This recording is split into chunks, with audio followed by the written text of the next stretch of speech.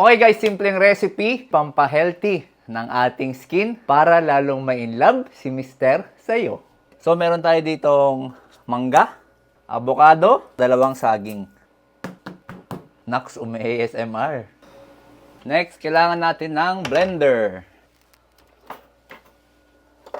So ito, mas maganda talaga kung yung inyong saging ay matigas na.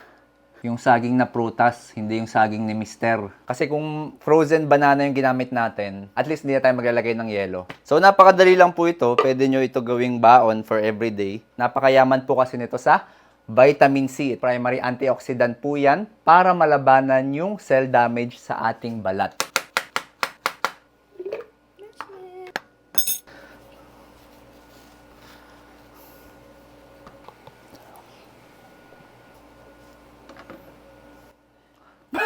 Ginawang avocado. Perfect! So ito wala na po itong additional sugar kasi matatamis na yung mga fruits na nilagay natin.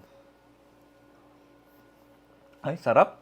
Try nyo gawin tong dessert. Pwede rin to pang breakfast. Tapos tingnan yung consistency nyo. Pag nilagay to sa freezer, magiging yellow yan. So, try nyo po itong recipe na to and balitaan nyo ako kung kamusta yung skin nyo after isama to sa diet nyo.